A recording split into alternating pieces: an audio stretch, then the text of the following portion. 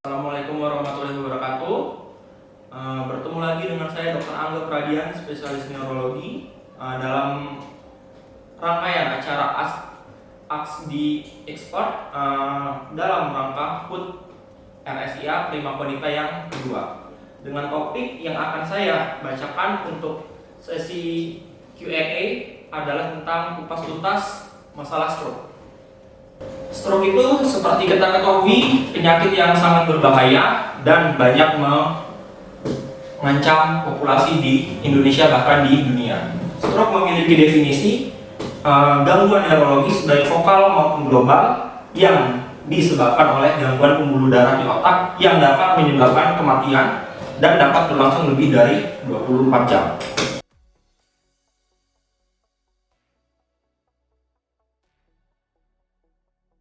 Oke, seperti kita ketahui definisinya tadi adalah stroke gangguan pembuluh darah otak.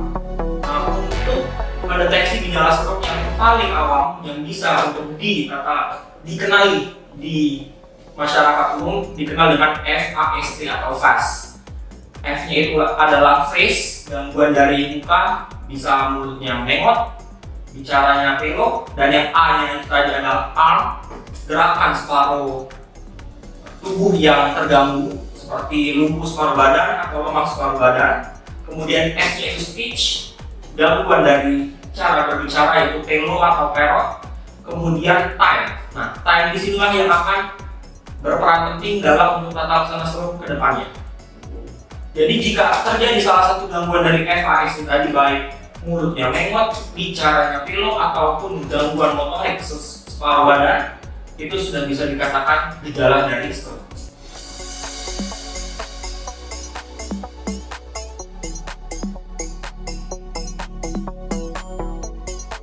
Oke, seperti kita ketahui untuk stroke bisa terjadi di usia muda, tidak hanya di usia geriatri atau di atas 65 tahun.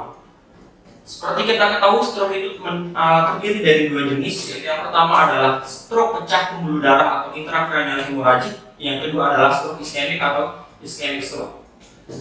Untuk gangguan pecah pembuluh darah pada usia muda itu rentan terjadi karena adanya gangguan pembuluh darah pada otak, baik berupa aneurisma maupun gangguan bentuk malformasi yang lainnya.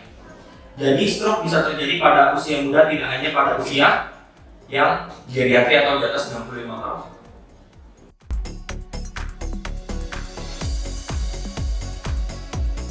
Oke, untuk faktor gaya hidup. Jadi stroke ini merupakan penyakit komplikasi dari berbagai penyakit lainnya.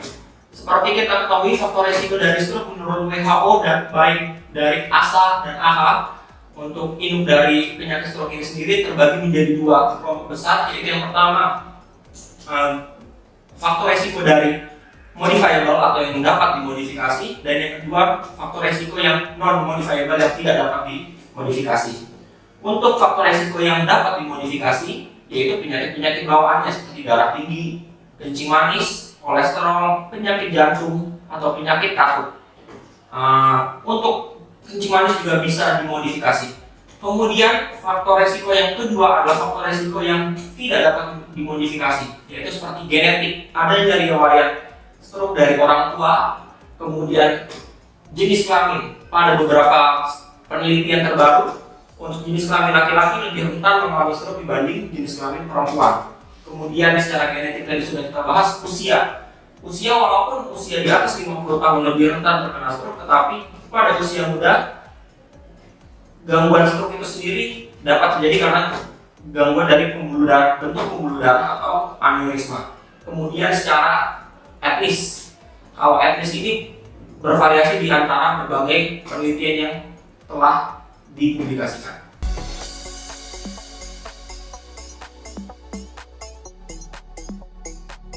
Oke, pada berbagai penelitian yang sudah dipublikasikan, stroke bisa diturunkan dari orang tua kandung ke anak-anaknya. Jadi stroke bisa dikatakan suatu penyakit turunan, tetapi bukan suatu penyakit yang ditularkan.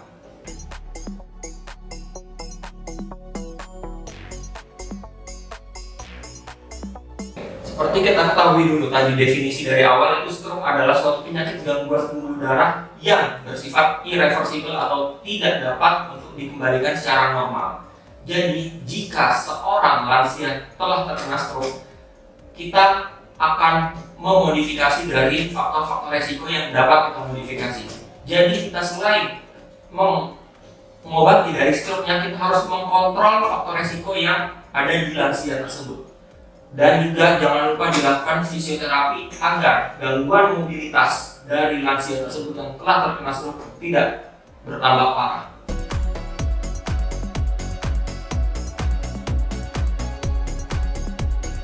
Oke, untuk pendeteksian secara stroke tadi, seperti kita ketahui bagaimana caranya, yaitu dengan singkatan dari FAST yang telah saya sebutkan tadi, dan pada usia muda harus memperbaiki dari lifestyle-nya. Karena untuk faktor resiko yang dapat dimodifikasi berupa dari lifestyle itu sangat berperan penting dalam mencegah stroke. Apa lifestyle yang bisa untuk kita lakukan dalam mencegah stroke? Pertama, makan makanan yang sehat. Kedua, olahraga yang teratur. Ketiga, rutin untuk memeriksakan diri ke dokter, baik kurang lebih 3 bulan sekali atau 6 bulan sekali untuk melakukan rutin medical check up.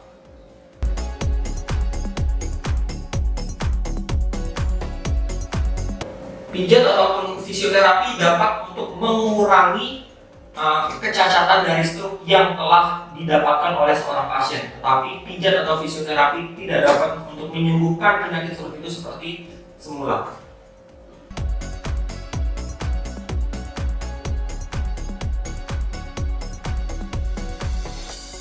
Oke, seperti yang telah penjelasan sebelumnya, jadi faktor resiko stroke itu ada dua, baik yang dapat dimodifikasi maupun tidak dapat dimodifikasi.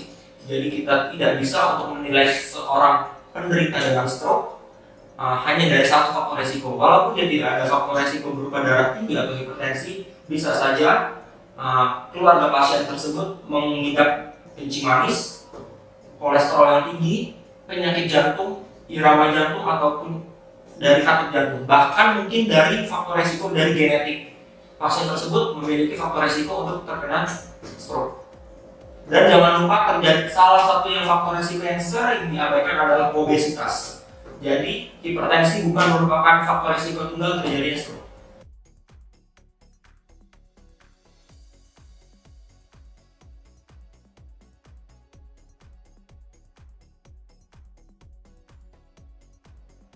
Untuk membedakan penderita stroke yang harus mendapatkan tata laksana khusus di rumah sakit dan mendapatkan penata laksanaan di rumah, semua penyakit stroke jika memenuhi kriteria dari FAST tadi harus dibawa sesegera mungkin ke fasilitas kesehatan yang memiliki tenaga kesehatan baik spesialis saraf dan pemeriksaan penunjang awal berupa CT scan kepala.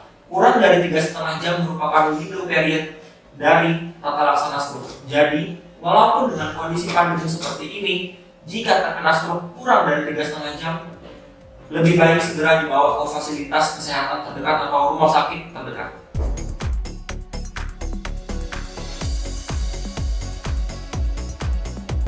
Oke, ini berupa suatu mitos yang kerap berkembang di masyarakat. Jadi, baik mandi air dingin, mandi air panas, itu tidak dapat mengobati stroke dan tidak dapat mencegah stroke. Satu lagi mitos yang sangat berkembang adalah mentusukkan jarum di jari-jari baik jari tangan maupun jari kaki.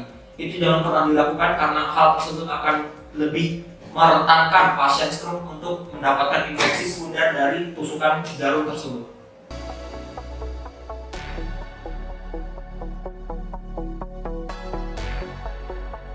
Untuk berapa lamanya tergantung dari faktor resiko yang dimiliki oleh seorang pasien tersebut. Semakin banyak faktor resiko yang ditemukan pada satu orang dengan stroke, itu akan semakin memerlukan waktu. Untuk rentang waktunya itu kurang lebih dari 6 bulan sampai 2 tahun sampai seluruh faktor resiko terkontrol dengan normal dan pasien tidak memiliki gejala sisa atau sequelae.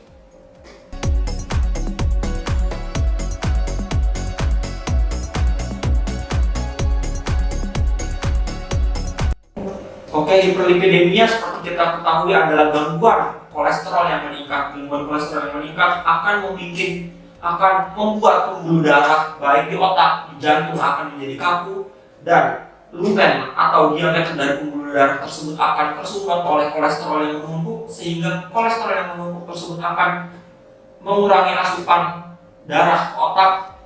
Jika hal tersebut terjadi dapat menyebabkan suatu stroke yang kerap disebut stroke iskemik atau sumbatan. Jika hal tersebut berlangsung terus-menerus, pembuluh darah otak akan kehilangan elastisitasnya sehingga pembuluh darah otak tersebut bisa pecah dan terjadilah stroke perdarahan atau stroke hemoragik.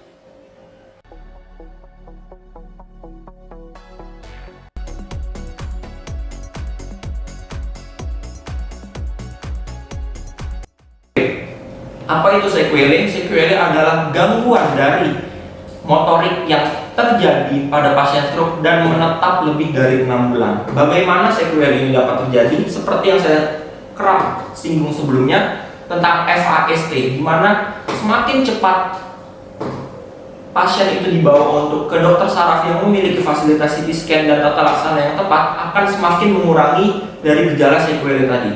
Jadi jika gejala sequelae itu sudah terjadi, itu akan lebih sulit disembuhkan, bahkan mungkin untuk kemungkinan kecil kembali ke angka yang normal. Dan selain jadi, untuk faktor resiko yang lain harus ditangani juga.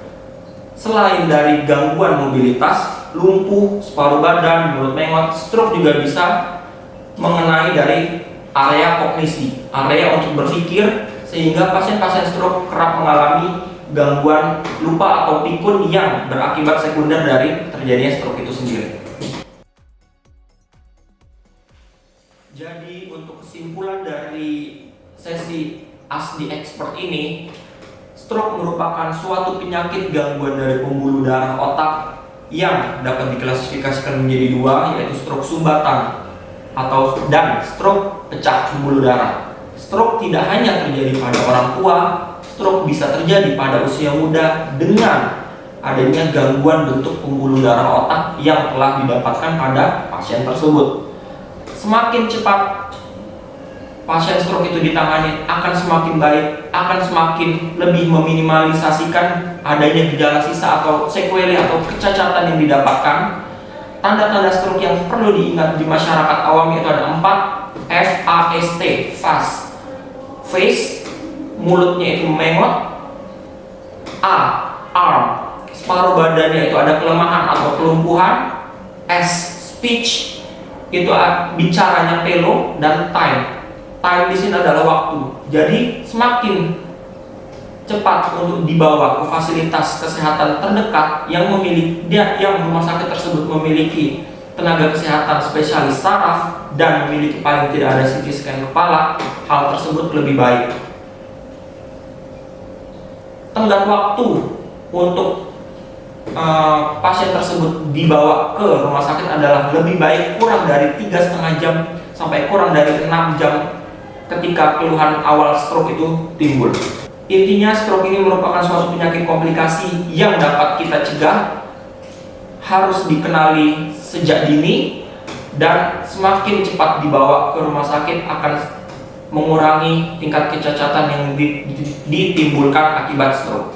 Apabila teman-teman bahkan saudara yang menyaksikan tayangan ini mengalami gejala dari FAST tersebut, dan khususnya masyarakat yang ada di Ogan Komering Ulu Batu Raja, untuk dapat kontrol segera ke RSIA Prima Wanita, karena semakin cepat penanganan dari stroke akan semakin mengurangi angka kecacatan bahkan angka kematian dari stroke itu sendiri.